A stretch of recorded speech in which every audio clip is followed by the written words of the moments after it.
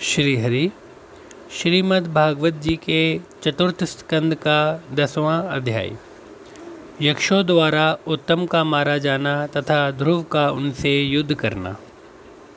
श्री मैत्रेय जी बोले, हे विदुर जी, प्रजापति शिशुमार की पुत्री भ्रमी से ध्रुव जी ने विवाह किया।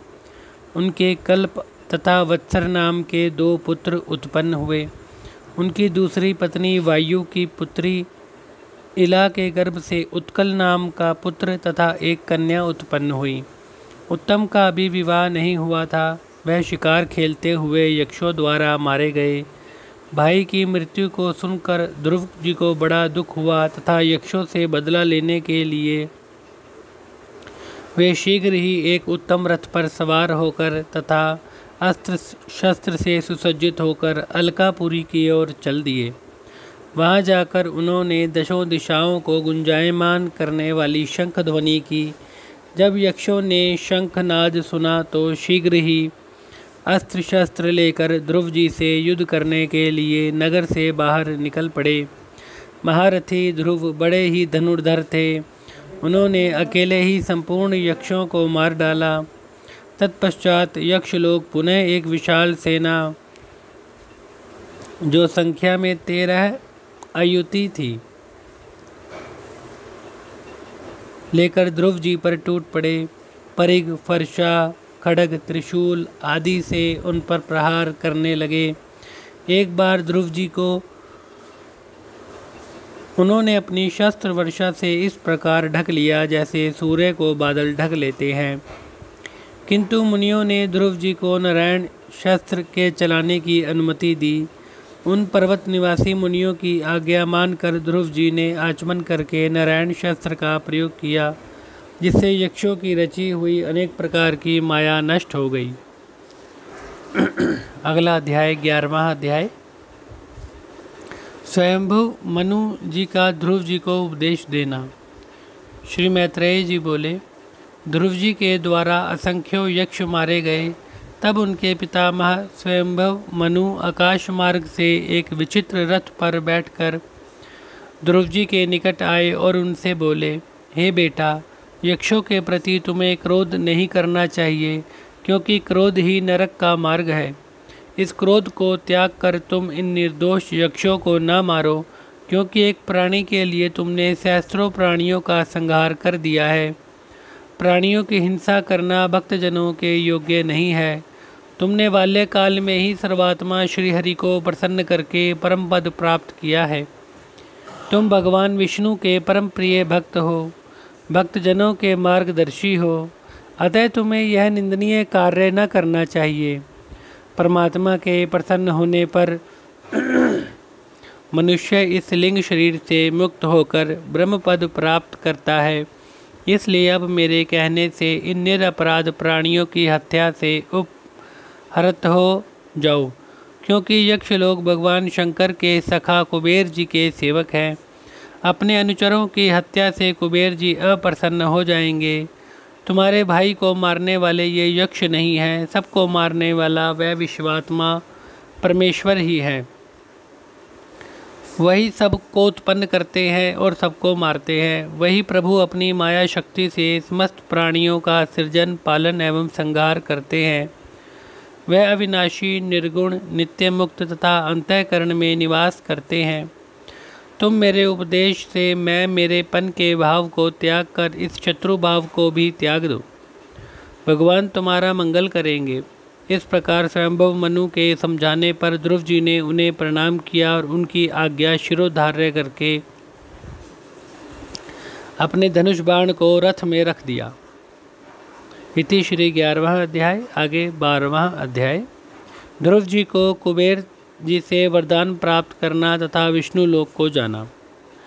श्री मैत्रेय जी बोले, हे विदुर जी, अपने परदादा स्वयंभव मनु के समझाने से ध्रुव जी का क्रोध शांत हो गया। जब कुबेर जी को यह सब प्रतीत हुआ तब वे ध्रुव जी के निकट आए और बोले, हे बेटा, तुमने अपने दादा के समझाने पर शत्रुता को त्याग दिया है। मैं तुमसे अति प्रसन्न हूँ।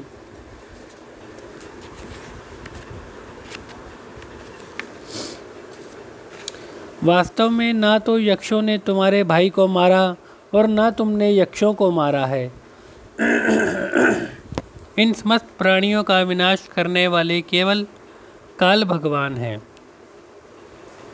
यह अपनत्व केवल अज्ञान से उत्पन्न होता है, इसी कारण मनुष्य पर दूसरों को मारने वाला समझा जाता है। हे ध्रुव, अब तुम जाओ और भगवान का भजन करो। तुम्हें जिस वर की इच्छा हो वह निशंक भाव से मुझसे मांग लो। यक्षराज के ऐसे वचन सुनकर ध्रुव जी ने भगवान की अखंड स्मृति का वर मांगा। इडविडा के पुत्र कुबेर जी ने ध्रुव जी से प्रसन्न होकर उन्हें भगवान की स्मृति का वरदान दिया और वे अंतर्ध्यान हो गए। ध्रुव जी अपनी राजधानी को लौट आए और आनंदपूर्वक राज करते हुए अनेकों बड़ी बड़ी दक्षिणाओं वाले यज्ञों से यज्ञ पुरुष भगवान को प्रसन्न किया।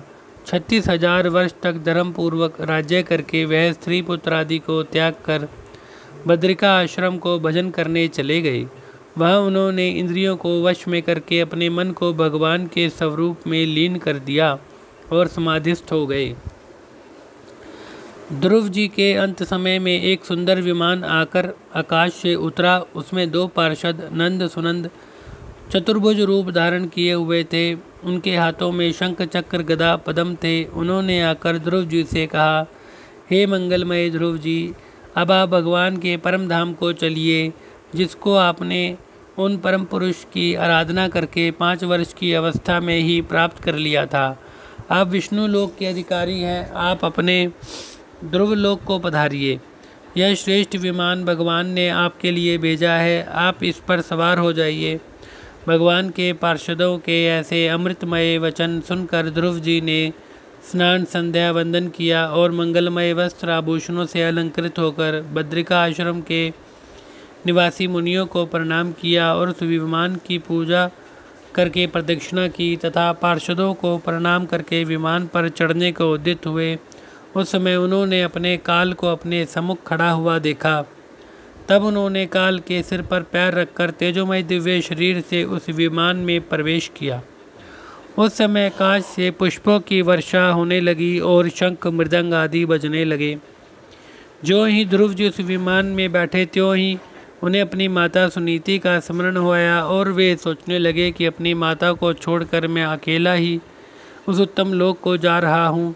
तब ध्रुव जी के मन की बात जानकर पार्षदों ने कहा, हे ध्रुव जी, आप चिंता न करें। आपकी माता आपसे पहले ही उत्तम विमान पर बैठकर आपके आगे आगे चल रही हैं। तब उस दिव्य विमान पर बैठकर ध्रुव जी आकाश लोक को पार करके सप्त ऋषि मंडल से ऊपर विष्णु लोक में पहुँचे। हे विदुर जी, महाराज उत्तानपाद के पुत्र ध्रुव जी ने तीनों लोकों के ऊपर वह ध्रुव लोक प्राप्त किया, जिसके चारों ओर अविनाशी परमात्मा का ज्योतिष चक्र सदा घूमता रहता है। नारद जी ने ध्रुव जी के प्रति प्रचेताओं की यज्ञशाला में ये 3 श्लोक कहे थे। इसमें कोई संदेह नहीं है कि पतिव्रता सुनीति के पुत्र ध्रुव जी ने अपनी तपस्या के बल से वह परम पद प्राप्त किया है, जिसे बड़े बड़े राजाओं की तो बात ही क्या, जन्म जन्मांतर तक तपस्या करने पर बड़े बड़े तपस्वी भी नहीं प्राप्त कर सकते।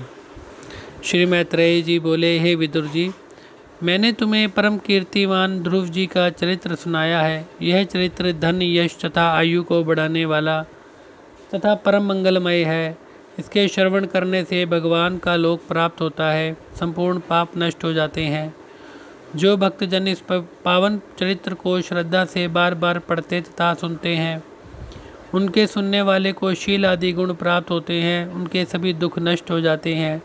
उन्हें महतत्व की प्राप्ति होती है, तेज प्राप्त होता है। इस पवित्र चरित्र को प्रातःकाल व सायंकाल ब्राह्मण समाज तथा भक्तजनों के मध्य में पढ़ना कीर्तन करना अति उत्तम है। जो भक्त इसे निष्काम भाव से पूर्णिमा, अमावस्या, द्वादशी, श्रवण नक्षत्र, क्षय तिथि, वितिपात योग, संक्रांत तथा रविवार के दिन हरिभक्तों को सुनाते हैं, वह आत्मा को जीतकर सिद्ध हो जाते हैं। इति श्री 12वां अध्याय। श्री हरि श्री हरि श्री हरि।